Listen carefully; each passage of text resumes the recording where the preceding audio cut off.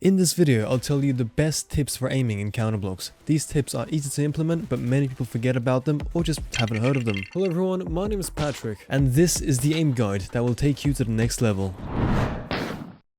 Crosshair Placement. Yes, you probably heard this one hundreds of times if you researched tricks for aiming before, but so many people still get it wrong. There are two simple steps that you have to keep in mind. First step is to always have your crosshair at head level. You won't find headshot opportunities while staring at the ground. You want to give yourself every opportunity to get an easier shot on your opponent's head. Second step is to aim exactly where you expect the enemy to be.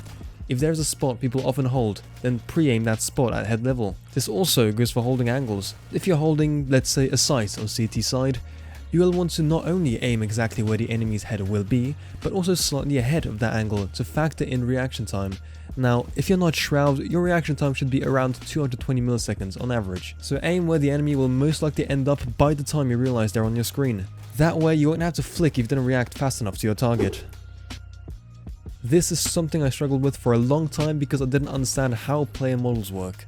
But you should always try to peek an angle from as far back as possible, pretty much hugging the wall behind you. That way, you won't give your enemies the advantage by showing your hitbox before you can even see them. Also, there's something I don't see many people talk about when it comes to peeking an angle, and that's peeker's advantage. I personally try to push more angles than I hold, since in Roblox, the person who's peeking you often has a few more milliseconds to react. In the gaming scene, we call that peeker's advantage. I won't explain the technicalities because it's all to do with ping and server tick rate and so on, and you just don't need to know all that. Just remember that you have a slight advantage if you're the one peeking your enemy.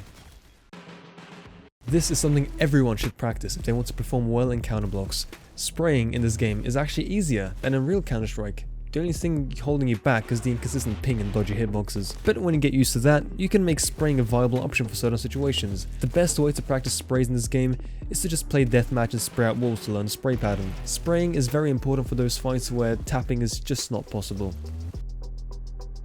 But when you can tap, go for it. Tapping is so important for those precise shots to the head.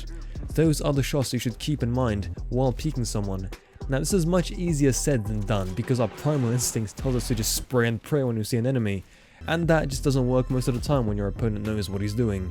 You've got to keep your cool, relax, don't panic when you see an enemy, and just annihilate him with a one tap. Not only are one taps effective, but they just look so clean. Oh, you probably didn't see this one coming, did you? Okay, in all seriousness, of course, the key to good aim is practice. Play death matches, play regular matches, play unranked matches, play Counter-Strike, play Postal 2. At the end of the day, you need experience and muscle memory to become a better player. Muscle memory that will flick to an enemy and tap their head out of habit. And these, ladies and gentlemen, are the tips to take your aim to the next level in Counter Blox.